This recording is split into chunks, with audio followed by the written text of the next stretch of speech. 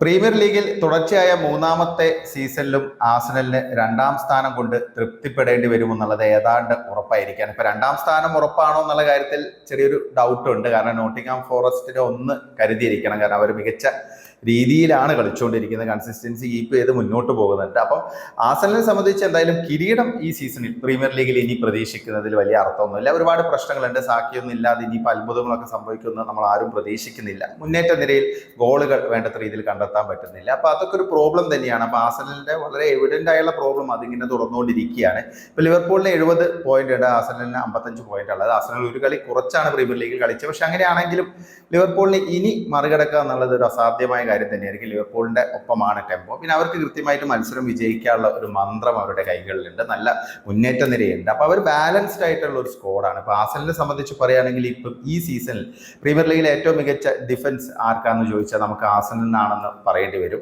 മികച്ച goal keeper ഉണ്ട്. David റായയുടെ performance ഇപ്പൊ കഴിഞ്ഞ ദിവസമൊക്കെ നമ്മൾ കണ്ടു. മാഞ്ചസ്റ്റർ യുണൈറ്റഡിന്റെ ഔട്ട്സ്റ്റാൻഡിംഗ് പെർഫോമൻസ് ആണ്. പിന്നെ അതുകൂടാതെ നല്ല മിഡ്ഫീൽഡേഴ്സും ഉണ്ട്. പക്ഷേ ആഴ്സണലിന്റെ പ്രോബ്ലം എന്ന് പറയുന്നത് മുന്നേറ്റ നിര തന്നെയാണ്.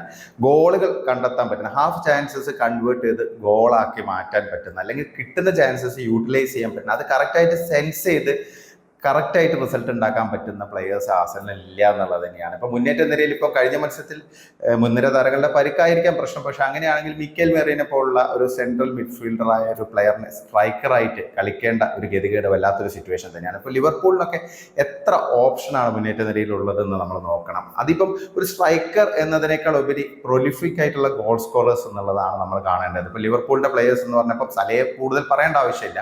അത് ഒപ്പം തന്നെ ഡയസ് ഉണ്ട്, പിന്നെ ജോട്ടയുണ്ട്, ഗാക്പോ ഉണ്ട്, സൊബസ്ലോയ് പോലും ഗോളുകൾ നേടുന്നു. അപ്പം എല്ലാവരും ഗോളുകൾ നേടാൻ കെൽപ്പുള്ള പ്ലേയേഴ്സാണ്. ഇപ്പോൾ ഒന്നോ രണ്ടോ താരങ്ങൾക്ക് പരിക്കേറ്റാൽ പോലും അവർക്കത് മേക്കപ്പ് ചെയ്ത് മുന്നോട്ട് പോകാൻ സാധിക്കും എന്നുള്ളതാണ്. അപ്പം ലിവർപൂളിന്റെ ആ ഒരു അഡ്വാൻറ്റേജ് ആണ് ആഴ്സണലിന്റെ ഏറ്റവും വലിയ ഡിസഡ്വാൻറ്റേജ് എന്ന് നമ്മൾ പറയേണ്ടി വരും. കാരണം ആഴ്സണൽ മികച്ച സ്ക്വാഡാണ്. ആർട്ടേറ്റ മികച്ച രീതിയിൽ ഈ ടീമിനെ ഡെവലപ്പ് ചെയ്തെടുത്തിട്ടുണ്ട്. ഇത്രയും കൺസിസ്റ്റൻസിയോടെ കളിക്കുന്ന ടീമുകൾ കഴിഞ്ഞ ഒരു 4-5 വർഷം നോക്കുകയാണെങ്കിൽ ഇപ്പോൾ സിറ്റി കഴിഞ്ഞാൽ അത് ആഴ്സണൽ തന്നെയായിരിക്കും. പക്ഷേ എന്നിട്ടും ആഴ്സണലിന് ആ ഫൈനൽ ലക്ഷ്യത്തിലേക്ക് എത്താൻ പറ്റുന്നില്ല എന്നുള്ളതാണ് അവരുടെ മെയിൻ പ്രോബ്ലം. എല്ലാവർക്കും അറിയാം. അതിപ്പോൾ കഴിഞ്ഞ സമ്മറിലും നമുക്കറിയാം, കഴിഞ്ഞ ജനുവരി ട്രാൻസ്ഫർ വിൻഡോയിലൊക്കെ പ്രതീക്ഷിച്ചിരുന്നത് ഒരു മികച്ച ഒരു സ്ട്രൈക്കർ, നല്ല രീതിയിൽ ഗോളുകൾ കണ്ടെത്താൻ പറ്റുന്ന, ഇപ്പോൾ ആഴ്സണൽ നേരിടുന്ന പ്രശ്നങ്ങൾ അതിജീവിച്ച് മുന്നോട്ട് പോകാൻ ഹെൽപ്പ് ചെയ്യുന്ന ഒരു പ്ലെയറെയാണ് അവർക്ക് ആവശ്യമുള്ളത്. ഒരു പ്രൂവണായുള്ള ഒരു ഗോൾ സ്കോറർ ആഴ്സണലിന് ഇല്ലാതെ തന്നെയാണ് ഏറ്റവും വലിയ പ്രോബ്ലം. കാരണം ചാൻസസ് ക്രിയേറ്റ് ചെയ്യുന്നുണ്ട്, പൊസഷൻ ഉണ്ട്, പക്ഷെ അത് യൂട്ടിലൈസ് ചെയ്യാൻ പറ്റില്ല. ഇപ്പൊ സെറ്റ് പീസുകൾ വഴിയൊന്നും എല്ലാ മത്സരത്തിലൊന്നും വിജയിക്കാൻ പറ്റില്ല.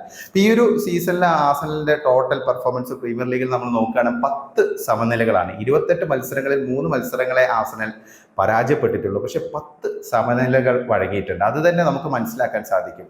കറക്റ്റായിട്ട് അവർക്ക് ഗോളുകൾ നേടാൻ പറ്റുന്നില്ല എന്നുള്ളത് തന്നെയാണ്. ചെറിയ ടീമുകളുമായിട്ടൊക്കെ ഈ സമനിലകൾ വരുന്നതും അതിൻ്റെ ഒരു പ്രധാന ലക്ഷണം തന്നെയാണ്. അപ്പം ഇതിനെ മറികടക്കണമെങ്കിൽ അടുത്ത സമ്മറിലെങ്കിലും ആഴ്സണൽ അവരുദ്ദേശിക്കുന്ന രീതിയിലുള്ള ഒരു പ്ലെയറെ കൊണ്ടുവരണം. ഒരു പ്ലെയർ മാത്രം പോരാ, മികച്ച ഗോൾ സ്കോറേഴ്സ് ആയുള്ള കൂടുതൽ ഓപ്ഷൻസ് വന്നാൽ മാത്രമേ ഉള്ളൂ ആഴ്സണലിനൊരു പ്രതീക്ഷിക്കുന്ന രീതിയിൽ ആ ഒരു അടുത്ത ഘട്ടത്തിലേക്ക് പോകാൻ പറ്റുന്നുള്ളൂ എന്നാണ് തോന്നുന്നത്. ഇപ്പം നമുക്കറിയാം, കൈ ഹാവേർട്സ് എന്നൊക്കെ പറഞ്ഞാൽ അദ്ദേഹം മാക്സിമം ട്രൈ ചെയ്തിട്ടുണ്ട്. പരിക്കേറ്റ് പുറത്തു പോകുന്നതിന് മുമ്പ് തുടർച്ചയായിട്ട് കളിച്ച് മാക്സിമം ട്രൈ ചെയ്തിട്ടുണ്ട്. പക്ഷേ ബേസിക്കലി അദ്ദേഹം ഒരു സ്ട്രൈക്കർ അല്ല. പിന്നെ സാക്കയാണെങ്കിൽ സാക്കയുടെ ഭാഗത്ത് നിന്ന് മാക്സിമം എഫേർട്ട് ഉണ്ടായിരുന്നു. അദ്ദേഹവും പരിക്കേറ്റ് പുറത്തു പോയി. അപ്പം ഈ 1-2 താരങ്ങളെ കൂടുതലായിട്ട് ഡിപ്പെൻഡ് ചെയ്യേണ്ട ഒരു സിറ്റുവേഷൻ കൂടി ഉണ്ടാവുന്നുണ്ട്.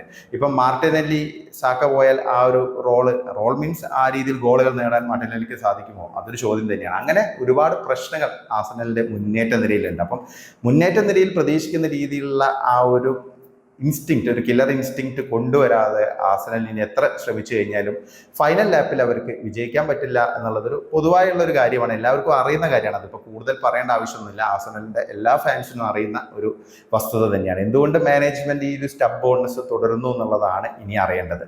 പിന്നിപ്പം ചാമ്പ്യൻസ് ലീഗിൽ ഏതാണ്ട് ക്വാർട്ടർ ഉറപ്പിച്ച അവസ്ഥയിലാണ്. കാരണം പ്രീ ക്വാർട്ടറിലെ ആദ്യ മത്സരത്തിൽ മികച്ച വിജയമൊക്കെ നേടി ഇപ്പോൾ ക്വാർട്ടറിൽ എത്തും എന്നുള്ളത് ഉറപ്പാണ്. പിന്നെ ഇപ്പോൾ ചാമ്പ്യൻസ് ലീഗിൽ പ്രതീക്ഷിച്ചിരിക്കുക എന്നുള്ളത് തന്നെയായിരിക്കും ആഴ്സണൽ ഫാൻസ് ഒക്കെ ഈ ഒരു സീസണിൽ കാണുന്നത്. അല്ലാതെ പ്രീമിയർ ലീഗിൽ ഇനിയിപ്പം പ്രത്യേകിച്ച് പ്രതീക്ഷയൊന്നും ഇല്ല എന്നുള്ളതൊരു വസ്തുത തന്നെയാണ്. എന്താണ് നിങ്ങൾക്ക് തോന്നുന്നത്? ആഴ്സണലിന്റെ ആ ഒരു ഫേറ്റിനെ കുറിച്ചുള്ള നിങ്ങളുടെ അഭിപ്രായങ്ങൾ കമന്റായി രേഖപ്പെടുത്തുക.